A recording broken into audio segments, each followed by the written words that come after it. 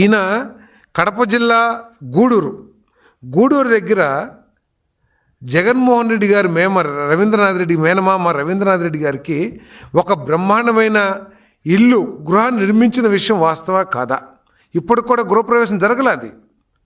అది వాస్తవా కాదా అని చెప్పేసి నేను ప్రశ్నిస్తా ఉన్నా. నేను దస్తగిరికి మాకు సంబంధం లేదని చెప్పేసి కడప వైసీపీ నాయకులు చెప్పే దమ్ముందా అని చెప్పేసి కూడా అడుగుతా ఉన్నాను.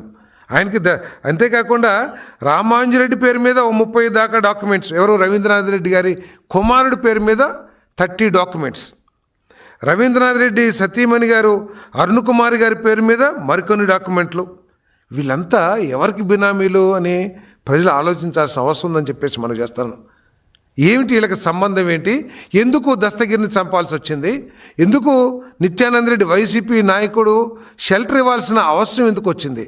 అంటే వాడుకొని పార్టీ కార్యకర్తల్ని ఈ విధంగా వాడుకొని వారి అమాయకత్వాన్ని, వారి పేదరికాన్ని ఆసరాగా చేసుకుని ఈ విధంగా వాడుకొని వారి పేరు బయటకు రాకోకుండా ఈ విధంగా హతమార్చడం, ఎలిమినేట్ చేయటం అనేది వైసీపీ యొక్క విధానం అని చెప్పేసి నేను అడుగుతా ఉన్నాను. ఈరోజు వైసీపీ హత్య రాజకీయాలకు ఒక డెన్గా మారిందని చెప్పేసి కూడా నేను మనవి చేస్తా ఉన్నాను. నేను అసలు ఈ 5 సంవత్సరాల్లో వైసీపీ చేసిన పాపాలు తలుచుకుంటే నిజంగా వాళ్ళు ఈ రాష్ట్ర ప్రజలు వారిని క్షమించవచ్చా? భవిష్యత్తులో ఎప్పుడైనా సరే అసలు దీన్ని ఒక రాజకీయ పార్టీగా గుర్తించవచ్చా అని చెప్పేసి ప్రజలు ఆలోచించుకోవాల్సిన పరిస్థితి కూడా ఉందని చెప్పేసి నేను ఈ సందర్భంగా తెలియజేస్తాను.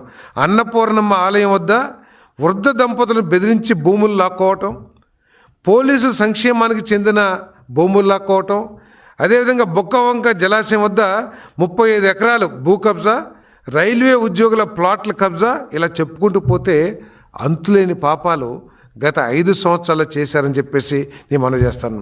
ఇవన్నీ కూడా తాడేపల్లి నాయకులకు తెలియకుండా జరిగినాయి అని చెప్పేసి అడుగుతా ఉన్నాను.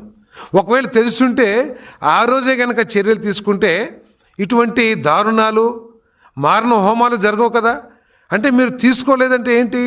దీని వెనక మీ హస్తం కానీ లేకపోతే మీ ఆశీర్వాదాలు కానీ ఉన్నాయని చెప్పేసి ప్రజలందరూ అనుకోవాల్సిందే కదా అని చెప్పేసి కూడా నేను ప్రశ్నిస్తా ఉన్నాను. నేను మరి పోలీసు అధికారుల నుంచి వృద్ధుల వరకు బలవంతంగా లాక్కుని రోడ్డు పడేశారు. రైల్వే ఎంప్లాయీస్, పోలీస్ ఎంప్లాయీస్ సంక్షేమం కోసం పోలీసులకు ప్రతి ఒక్కరం కూడా మనం వారికి ఇంకేదైనా సహాయం చేస్తానికి ముందుకెళ్ళాలి. కానీ మన ప్రాణాలని, మన గౌరవాల్ని కాపాడుతున్న పోలీస్ డిపార్ట్మెంట్ భూములు కూడా లాక్కుంటాం అంటే, వారి సంక్షేమానికి ఇచ్చిన భూములు లాక్కుంటాం అంటే ఇంతకంటే దిగజారే ఆలోచనలు ఏ రాజకీయ పార్టీ కానీ ఏ నాయకులు కానీ చేయరని చెప్పేసి కూడా నేను ఈ సందర్భంగా తెలియజేస్తాను.